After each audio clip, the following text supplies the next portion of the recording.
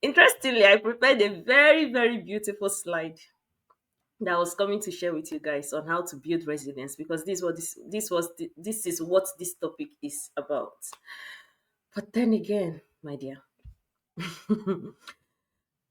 since this summit started today, we started at around 4:55 p.m. and it's been ongoing, speakers coming and going, or some sessions introducing and all of that. And it's like I'm beginning to feel, is it like old age or something? Because, guys, I'm tired. The Lord is my strength. I feel really tired at the moment. And that is what this session is actually about. How to stay strong when life show you shege. Before Hope introduced me, I was in the background actually resting my neck and stretching so that I'll have strength.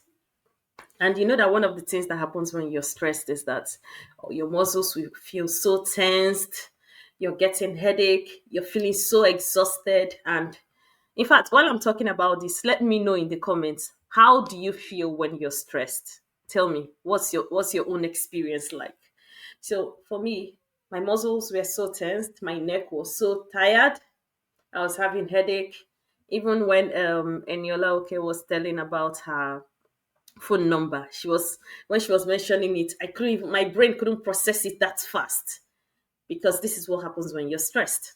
So the hormones, the cortisol hormones, will just accumulate in your brain, making you struggle to think, making you forgetful, making you affecting your memory.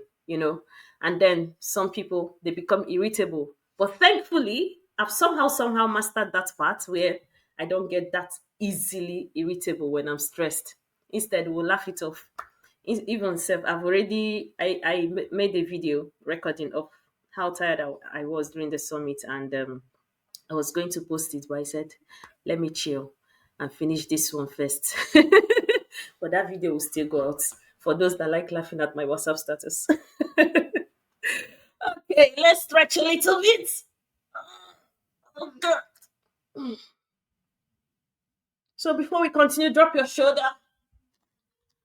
drop your shoulder, drop your shoulder, drop your shoulder. That hanging shoulder, drop it. This is not the time for that TikTok trend where they say, nothing is wrong with my shoulder. It's just that I'm next of kin now.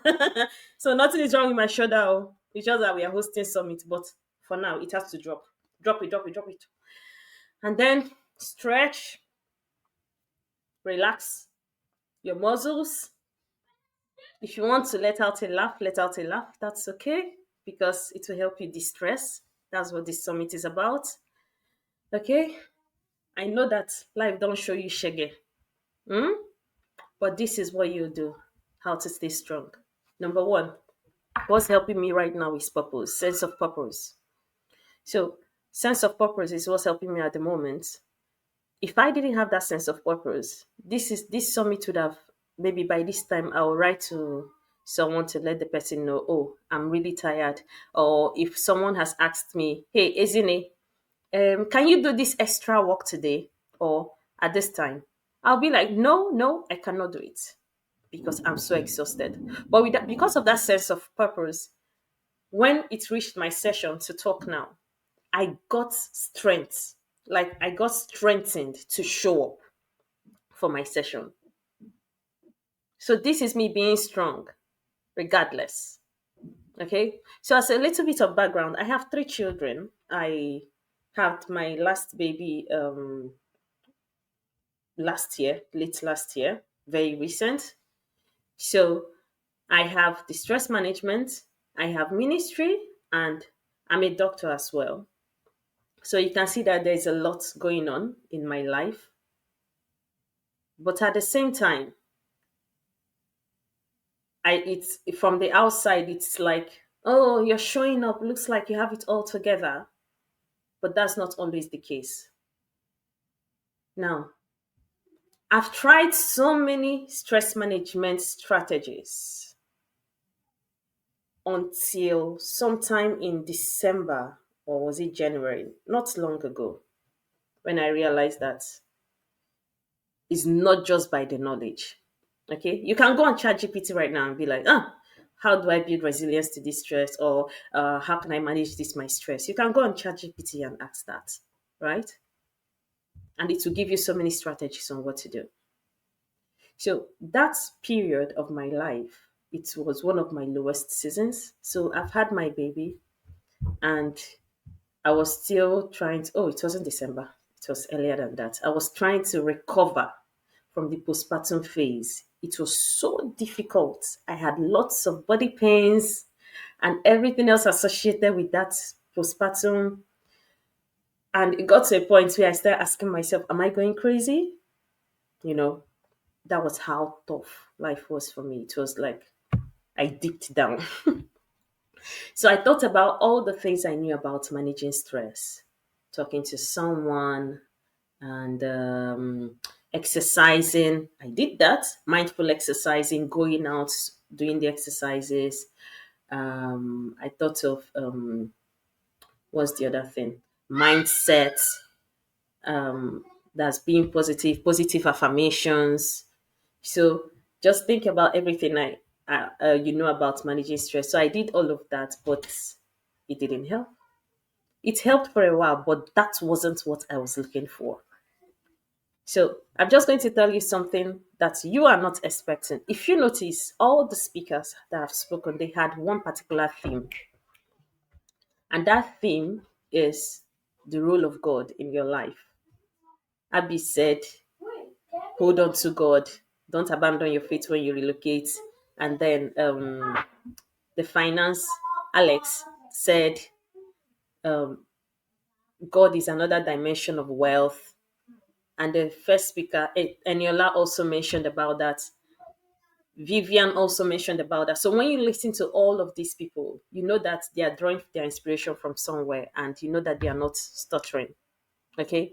So I remember that one of the days I took a walk, and on my journey that day when I was walking, it was actually to distress. So I was telling God, see, please just remove this warrior cape on me and just look at me as one of your babies, because I no won't do again. You know. So I've gotten to that point where life show me Shege. I said I no one do again. Just look at me as one of your babies and get me through this season of my life. And interestingly, I didn't really get an answer immediately. But then there was a piece that followed.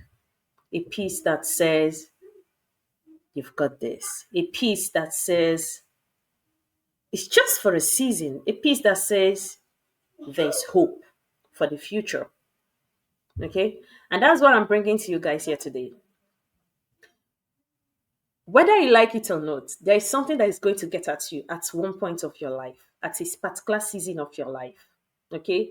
And we are transitioning from seasons to seasons, whether it's parenting, whether it's marriage, whether it's school, business, job, different seasons of our lives. And all of these come with their own degrees of stress. But then, how do you cope? How do you build that resilience to the point that you still bounce back and continue?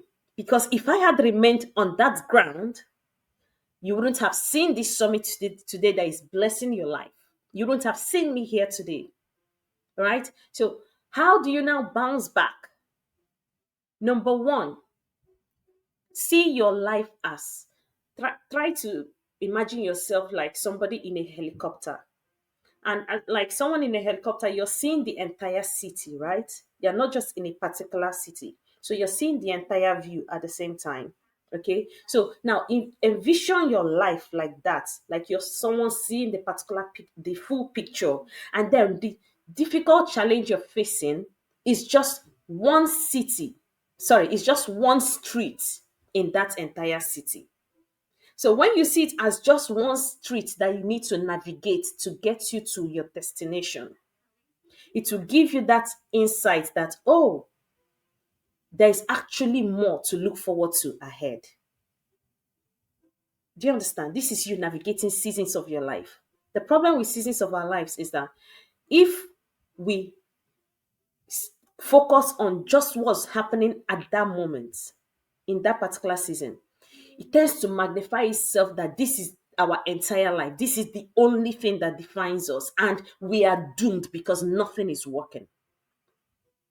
But on the other hand, you fail to realize that once you conquer this season, it is for the next phase that is far amazing.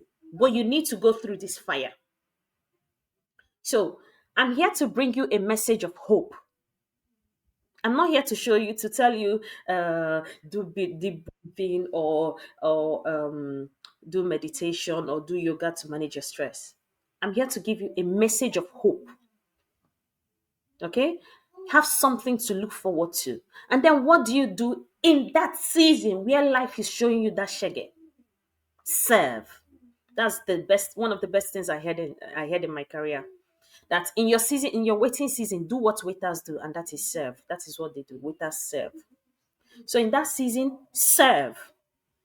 Find purpose in life and keep yourself busy. That was during one of my waiting seasons. That was when stress management was even bettered. So serve and be very intentional about your life in that moment, not to make mistakes that will cost you. Be very intentional about that moment, that season, so that you don't make any mistakes that will cost you all you've built or what is ahead. That means you're going to be really careful not to make the wrong decisions. And this is where you're going to need people, because it is not the time to withdraw from people. This is time to actually go towards people. Sometimes they will be there for you to help you find that clarity. And then another fine, let me kukuma round off before I go into full sermon now, because the next speaker is here.